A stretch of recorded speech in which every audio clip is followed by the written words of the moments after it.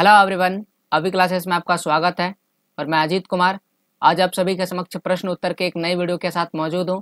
और इस प्रश्न उत्तर में हम बात करेंगे राजनीतिक दल के विषय में।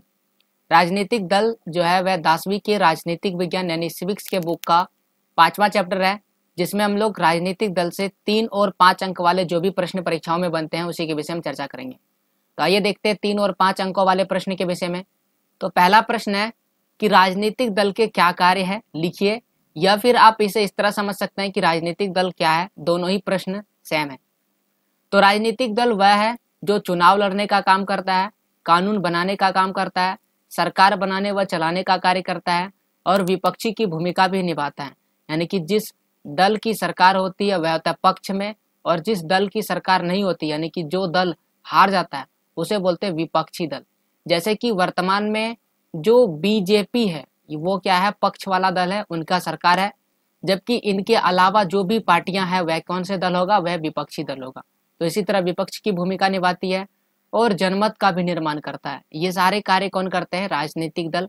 तो राजनीतिक दल बहुत सारे कार्य करते हैं और जो भी ये सभी कार्य करते हैं वह क्या कहलाते हैं, राजनीतिक दल कहलाते हैं। अगला प्रश्न है कि राजनीतिक दलों एवं नेताओं को सुधारने के लिए सरकार द्वारा किए गए प्रयासों का उल्लेख कीजिए। देखिए, राजनीतिक दल में कुछ ऐसी गड़बड़ियां हैं जिसको सुधारना जरूरी है।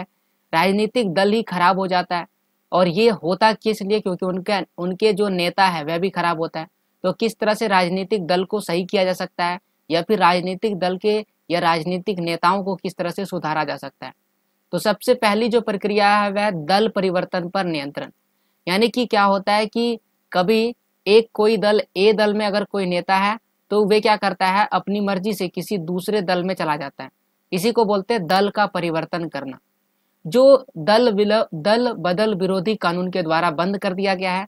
अगर आप किसी ए पार्टी का समर्थन कर रहे हैं तो आप बी पार्टी में नहीं जा सकते हैं। इसी को क्या बोलते हैं, दल परिवर्तन पर नियंत्रण।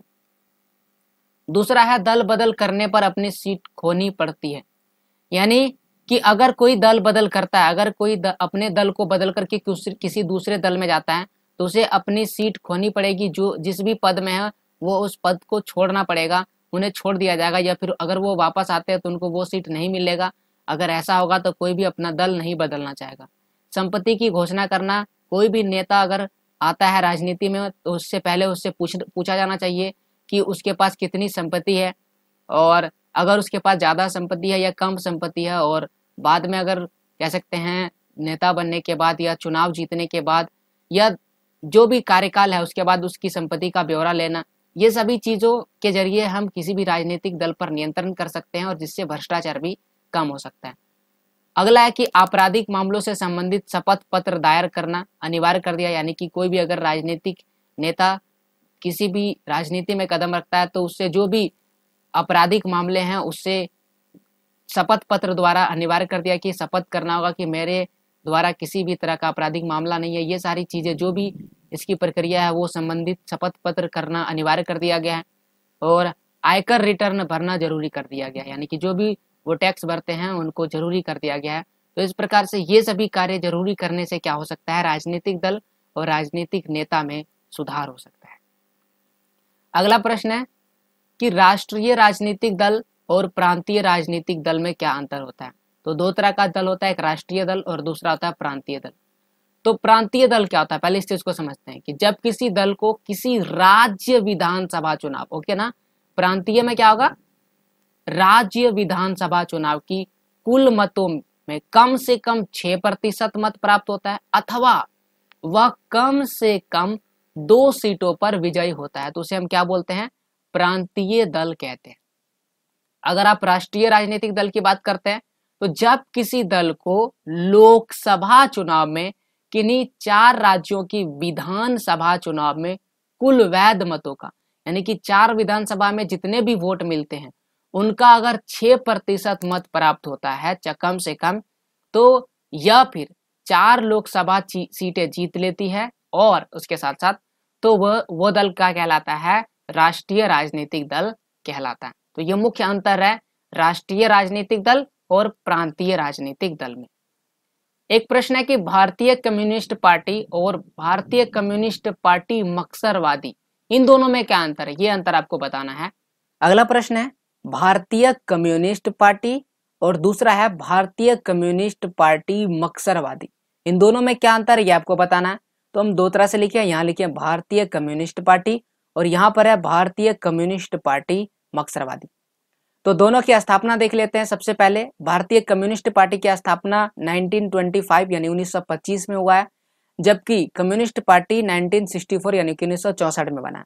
अगर इस तरह देखें तो भारतीय कम्युनिस्ट पार्टी 1925 यानी कि पहले बना है, ये पहले बना है, फर्स्ट है ये, और ये जो है मक्सरवादी जो है ये बाद में बना यानी कि ये सेकंड हो गया।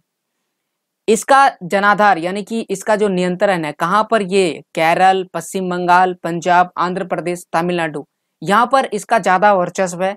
इस क्षेत्र में इनको ज्यादातर लोग पहचानते हैं, इनका जनाधार ज्यादा है, लोग इनको ज्यादा सपोर्ट करते हैं। जबकि कम्युनिस्ट पार्टी मक्सरवादी की बात करें तो पश्चिम बंगाल, केरल, त्रिपुरा में इसकी जो है मजबूत पकड़ है या मजबूत आधार है। अगर चुनाव में अगर देखिए इनके नतीजे, तो एक उदाहरण के तौर पर अगर 2004 का चुनाव देखा जाए तो 2004 के चुनाव में इन्हें 1.4% वोट, लोकसभा की 10 सीटें हासिल हुई थी। अगर इनका देखिए 2004 के चुनाव में तो इन्हें 6% वोट मिला था और इनको लोकसभा में 43 सीटें हासिल हुई थी यानी कि 43 सीटें। तो इस तरह से इनका मुख्य अंतर है भारतीय कम्युनिस्ट पार्टी और भारतीय कम्युनिस्ट पार्टी मक्सरवादी में। अब कुछ एक नंबर के प्रश्न भी बनते हैं, तो 1, 2, 3 ही है, तो तीनों प्रश्न पर विचार कर लेते हैं। पहला प्रश्न है कि किसी एक प्रांतीय दल का नाम लिखना है, केवल आपको एक प्रांतीय दल का नाम लिखना है। तो एक हम यहाँ पर लिखे हैं सिक्किम लोकतांत्रिक मोर्चा, जिसे मिजो नेशनल फ्रंट भी कहते हैं, तो ये एक प्रांतीय दल का नाम लिखती है। प्रश्न है कि भारतीय जनता पार्टी का मुख्य प्रेरक सिद्धांत क्या है। हर एक पार्टी, जितने भी प्रत्येक पार्टी है, कुछ ना उनका प्रेरक सिद्धांत होता है। तो भारतीय जनता पार्टी का क्या है, तो कहता है सांस्कृतिक राष्ट्रवाद इनका जो है वह मुख्य प्रेरक सिद्धांत है, या फिर हिंदुत्व एक प्रमुख तत्व, यह भी इनका क्या है मुख्य प्रेरक सिद्धांत है। किसी देश के लिए कानून निर्माण में निर्णायक भूमिका कौन निभाता है, तो किसी भी देश में अगर कानून बनता है तो उसका कानून निर्माण कौन करता है, राजनीतिक दल। राजनीतिक दल ही कानून निर्माण में निर्णायक भूमिका निभाता है। तो ये तो कुछ प्रश्न 3 और 5 अंक वाले। एक और पार्ट इसका आएगा 3 और 5 अंक के लिए, ओके, तो वो रहेगा पार्ट 2। तो ये पार्ट 1 हमने डिस्कस किया, अब आएगा पार्ट 2। तो उस पार्ट के लिए अभी चैनल को सब्सक्राइब करें। अगर वीडियो पसंद आए तो प्लीज वीडियो को लाइक करें और अपने दोस्तों के साथ भी शेयर करें, ताकि आपके दोस्त भी इन वीडियोस को बेहतर तरीके से देख सके। अगर आपने इस वीडियो को अंत तक देखा तो आपका बहुत बहुत धन्यवाद।